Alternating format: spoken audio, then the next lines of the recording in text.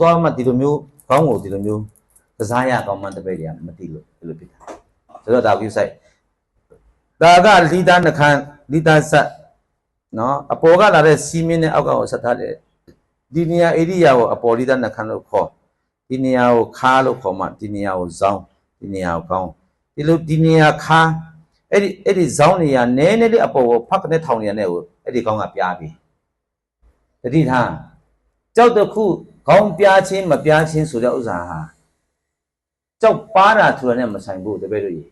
ဘာနဲ့ဆိုင်လဲတွေးတဲ့လူပုံမှန်အများကြီးဆိုင်တဲ့ဆိုတော့ဒီကြောက်တစ်ခုကဒါဒီကြောက်ရဲ့တွေးပုံတွေးနည်းဟာပိတ်တွေးတယ်ဆိုတာပဲ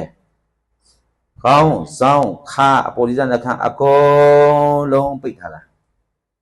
ဘာကြောင့်ပိတ်တယ်လဲပန်းကိုလှောင်ပြီးမှတွေးလို့လေနော်ဒီကောင်အပေါ်လဲပိတ်တယ်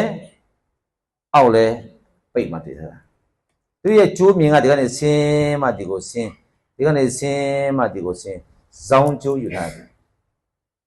ကျိုးကိုမခင်းထားဘူးအကယ်၍ကျိုးခင်းနေဆိုရင်ဒီကျိုးအတိုင်းအောက်အခုဆရာတမျိုးခင်းကျိုးဆိုတာဒီတိုင်းအရေးယူပါကြည့်ဦးမယ်နော်နောက်တစ်ခု对啦，ခုနကတော့အပွင့်ပဲပန်းပဲအပေါ်မှာဒီတန်းမှာသူပါလဲအရေခန္ဓာဖြစ်တဲ့ခါကျတော့အဲ့ဒီအရေကိုကြားမှာအသားခံရတာအပေါ်ကနေကြည့်တဲ့ခါမှာအရေတွေအားလုံးဟာဆက်သွားတာအပွင့်တွေးတဲ့ဆရာကြီးတွေငါတပည့်တွေအကုန်လုံးမင်းတို့မှတ်ထားကြတစ်ချိန်ချိန်မှာပန်းကူးရည်လူရည်ရှိရဲ့ကြောက်ကိုတွေးတော့မယ်ဟဲ့ဆိုရင်အဲ့ဒီကြောက်သားဟာအရေနဲ့ဘလောက်ပျော်မှအရေခန္ဓာအဖြစ်တုံးလို့ရမရမလို့အချင်းဆိုတော့အရေခန္ဓာအနေနဲ့ငါတို့စဉ်းစားကြည့်အောင်စဉ်းစားကြည့်မယ်နော်ဆရာမလို့မျက်စိထဲမှာမြင်အောင်ဒီလိုရှင်းပြမယ်အဒီလိုရှင်းပြရအောင်နော်ဒါနဲ့ရှင်းပြပါရပပလေးပဲငါတပည့်တွေပပလေးပဲနော်တစ်ဖက်မှာရှိတဲ့အရေပေါ့ဒီမှာအရေခဲအပေါ်မှာရှိတဲ့အသားဟာအရေနဲ့မပျော်ဘူးဆိုရင်အဲ့လောက်ပါလေးခုထားအောင်မဲ့အပေါ်အောက်ကအရေအပေါ်ကိုမတက်ဘူးတခါလေငါတို့အပွင့်တွေးတဲ့ခါမှာသူများရဲ့အပွင့်ကိုငါတို့ပြင်တာအဲ့လိုပြင်တာ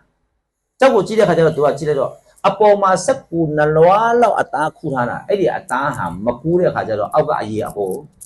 မတက်ဘူးဒါကိုနားလေတဲ့ခါဝယ်လာမှစက်ကူနှလွားလောက်ပဲပြစ်ချတဲ့အောက်ကအသားကအရေအပေါ်ကိုပုံတယ်သူက